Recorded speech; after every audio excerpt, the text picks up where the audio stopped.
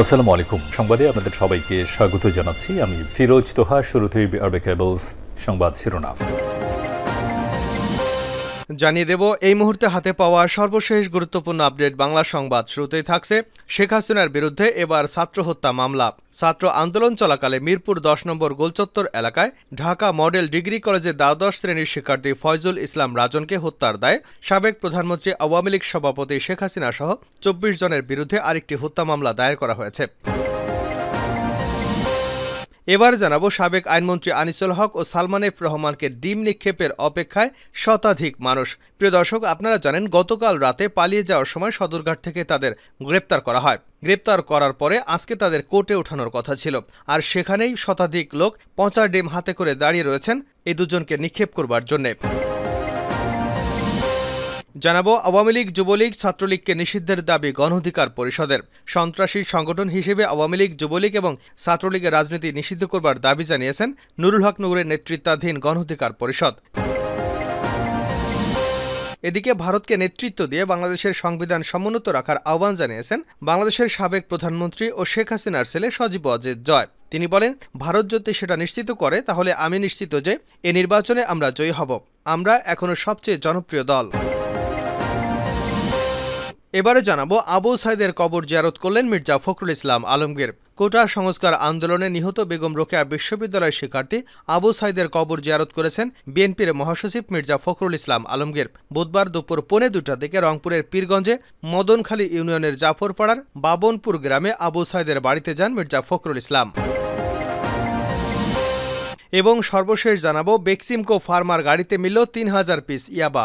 Beximco pharmaceuticals লিমিটেডের একটি covered van থেকে 3000 পিস ইয়াবা উদ্ধার করেছেন শিক্ষার্থীরা।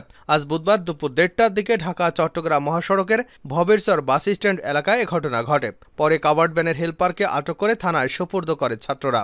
এতক্ষণ শিরোনাম শুনছিলেন, এবার বিস্তারিত।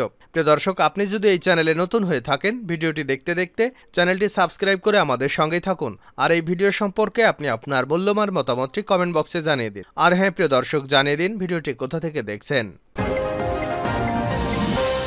শেখ হাসিনার বিরুদ্ধে এবার ছাত্র হত্যার মামলা। ছাত্র আন্দোলন চলাকালে মিরপুর 10 নম্বর গোলচত্বর এলাকায় ঢাকা মডেল ডিগ্রি কলেজের দ্বাদশ শ্রেণীর শিক্ষার্থী ফয়জুল ইসলাম রাজনকে হত্যার দায়ে সাবেক প্রধানমন্ত্রী ও আওয়ামী লীগ সভাপতি শেখ হাসিনা সহ 24 জনের বিরুদ্ধে আরেকটি হত্যা মামলা দায়ের করা হয়েছে। মামলার অন্যান্য আসামিরা হলেন সাবেক সেতুমন্ত্রী ওবায়দুল কাদের, আইনমন্ত্রী আনিসুল হক, এছাড়া পুলিশের ঊর্ধ্বতন কর্মকর্তা, আওয়ামী লীগ যুবলীগের বেশ কয়েকজন কেন্দ্রীয় নেতা রয়েছে। বুধবার দুপুরে ঢাকার সিএমএম আদালতে মামলাটি করেন নিহতের ভাই মোহাম্মদ রাজীব।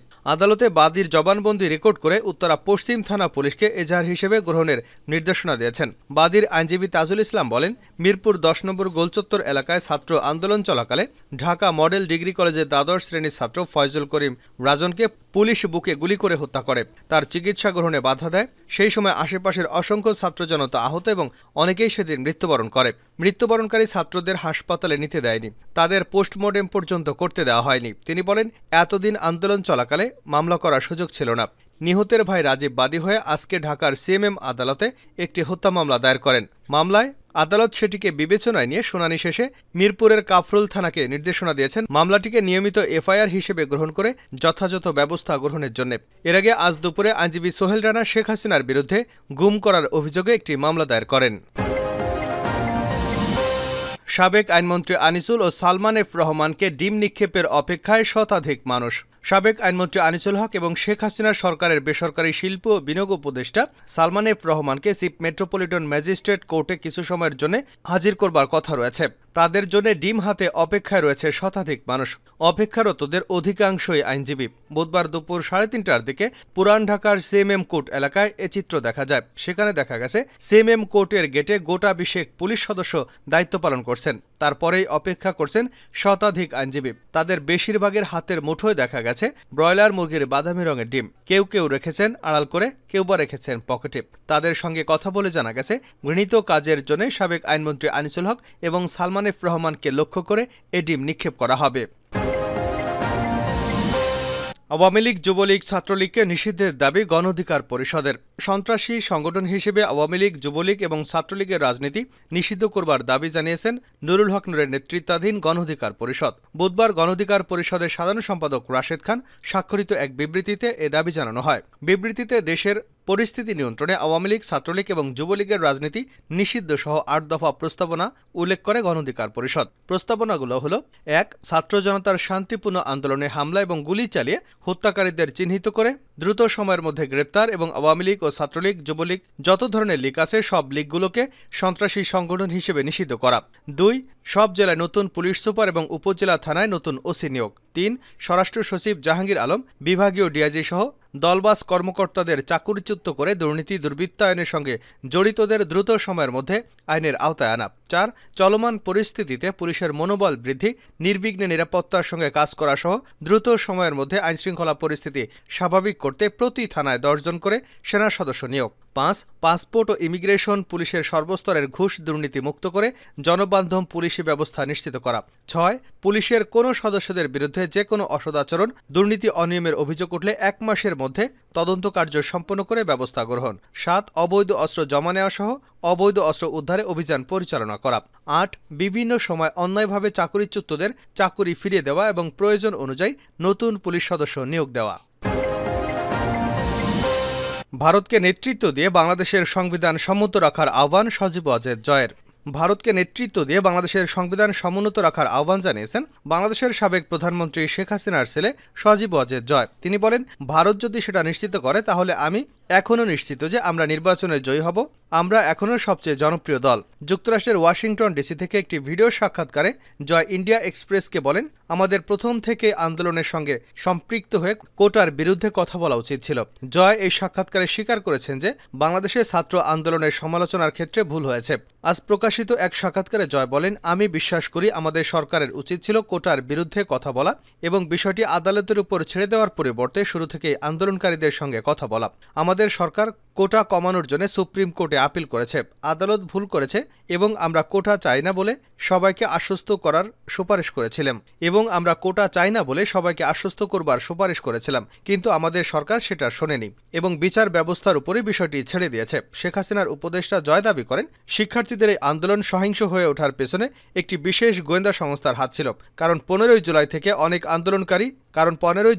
অনেক আন্দোলনকারীর কাছে আগ্নেয়াস্ত্র ছিল। জয় বলেন, গত ১৫ বছরে জঙ্গিবাদ নিয়ন্ত্রণে আমাদের সফলতার কারণে বাংলাদেশে আগ্নেয়াস্ত্র পাওয়া খুবই কঠিন ছিল। একমাত্র কোনো বিদেশি গোয়েন্দা সংস্থাই বাংলাদেশে আগ্নেয়াস্ত্র পাচার এবং আন্দোলনকারীদের কাছে সরবরাহ করতে পারে। ৫ই অগস্ট বাংলাদেশ থেকে তার মায়ের চলে যাবার ২৪ ঘন্টার ঘটনার বর্ণনা করে জয় বলেন, একদিন আগেও তিনি বা শেখ হাসিনা কেউই ভাবেননি পরিস্থিতি এত দ্রুত নিয়ন্ত্রণের বাইরে চলে যাবে।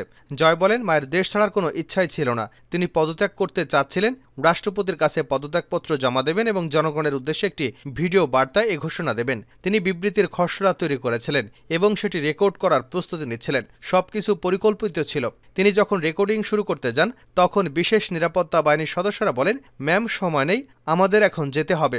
ভারতের প্রতি তার বার্তা কি হবে জানতে চাইলে জয় নয়াদিল্লিকে নেতৃত্ব দিয়ে বাংলাদেশের সংবিধান সমুন্নত রাখার আহ্বান জানান। তিনি বলেন, আমি আশা করব ভারত নিশ্চিত করবে যে ৯০ দিনের সাংবিধানিক সময়সীমার মধ্যে বাংলাদেশে নির্বাচন অনুষ্ঠিত হবে, অরাজকতা বন্ধ হবে এবং আওয়ামী লীগকে প্রচারণা ও পুনর্গঠনের অনুমতি দেওয়া হবে। যদি সেটা নিশ্চিত করা হয়, আমি এখনও নিশ্চিত যে আমরা নির্বাচনে জয়ী হব। আমরা এখনও সবচেয়ে জনপ্রিয় দল। বেক্সিমকো ফার্মার গাড়িতে মিলল ৩,০০০ পিস ইয়াবা। বেক্সিমকো ফার্মাসিউটিক্যালস লিমিটেডের একটি কাভার্ড ভ্যান থেকে ৩,০০০ পিস ইয়াবা উদ্ধার করেছেন শিক্ষার্থীরা। আজ বুধবার দুপুর ১:৩০টার দিকে ঢাকা চট্টগ্রাম মহাসড়কের ভবেরচর বাস স্ট্যান্ড এলাকায় ঘটনা ঘটে। পরে কাভার্ড ভ্যানের হেলপারকে আটক করে থানায় সুপর্দ করে ছাত্ররা। আটক হেলপারের নাম সোহাগ ২১। তিনি নওগাঁ সদর উপজেলার নূরপুর গ্রামের বাসিন্দা। মিতুল ভূঁইয়া নামের এক ছাত্র বলেন, আজকে সকাল থেকে আমরা মহাসড়কের গজারিয়া অংশের ভবেরচর বাস স্ট্যান্ড এলাকায় ট্রাফিকের দায়িত্ব পালন করছিলাম। দুপুর ১:৩০টার দিকে চট্টগ্রাম থেকে টঙ্গীগামী একটি কাভার্ড ভ্যানকে থামানোর জন্য আমরা সিগন্যাল দেই। তবে চালক তা অমান্য করে সামনের দিকে এগিয়ে যেতে থাকে।